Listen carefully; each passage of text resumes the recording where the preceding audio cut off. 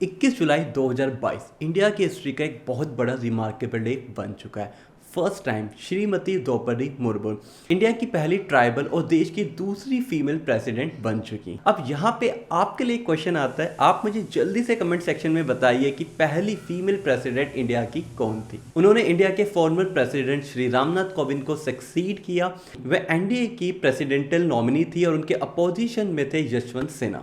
भारत की 15 राष्ट्रपति श्रीमती द्रौपदी मुर्मू का जो जन्म है ओडिशा के मयूरभंज के एक छोटे से डिस्ट्रिक्ट के एक छोटे से गांव में हुआ था। सोशल स्टीरियोटाइप तो उनको तोड़ना आता ही है, क्योंकि उनके पास एक और अचीवमेंट है, झारखंड की फर्स्ट फीमेल गवर्नर का। तो यहाँ पे मैं करंट प्रेसिडेंट को बताने से पहले थोड़ा सा एक्सप्लेन करना चाहूंगा प्रेसिडेंशियल प्रोसेस को।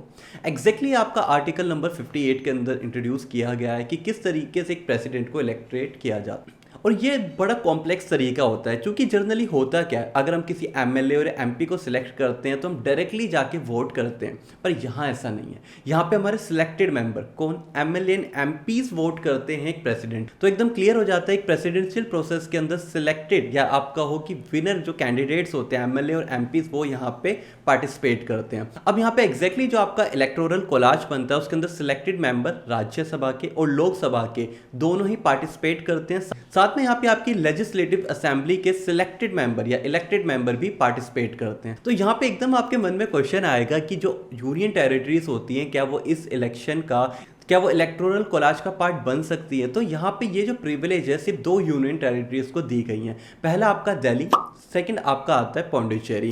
तो इन दोनों को देने का मेन रीजन क्या है, क्योंकि इनके पास खुद की लेजिस्लेटिव असेंबली है। तो यहाँ पे अगर मैं करंटली इलेक्टोरल प्रोसेस की बात करूँ तो 663 मेंबर्स ने यहाँ पे वोट किया, जिसमें से मैक्सिमम वोट हमारे सिलेक्टेड प्रेसिडेंट द्रौपदी मुर्मू को मिले, जहाँ पे इनको टोटल वोट 540 मिले थे। वहीं पे अगर यहाँ पे हम अपोजिशन की बात करें यशवंत सिन्हा को, इनको टोटल नंबर ऑफ वोट 208 मिले और यहीं पे 15 ऐसे वोट थे जो सस्पेंड हो गए।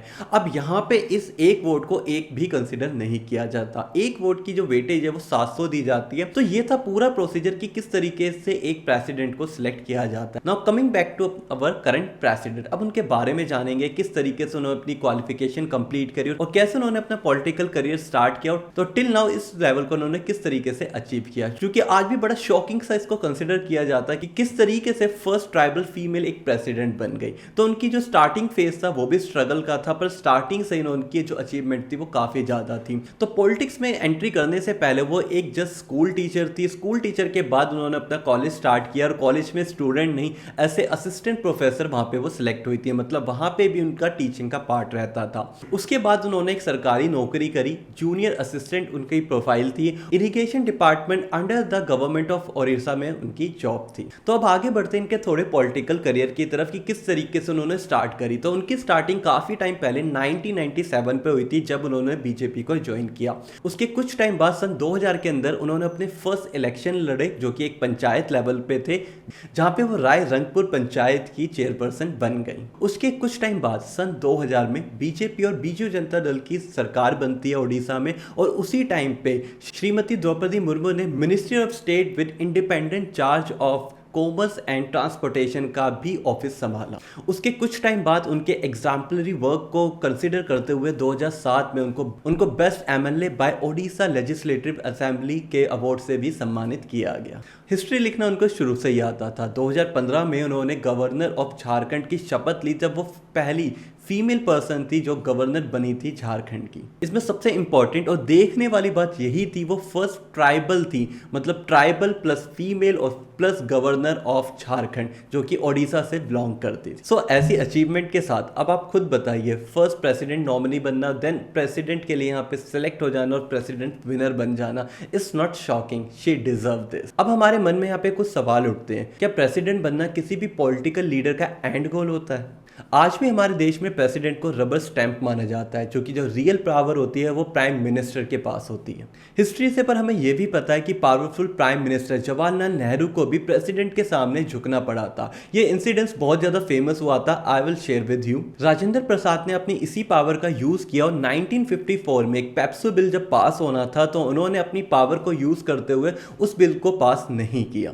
तो इस तरीके से बहुत सारे इंसिडेंट्स हमें पता ही है जो बताते हैं कि प्रेसिडेंट ऑफिस की जो पावर है वो प्राइम मिनिस्टर के ऑफिस को शेडो कर देती है।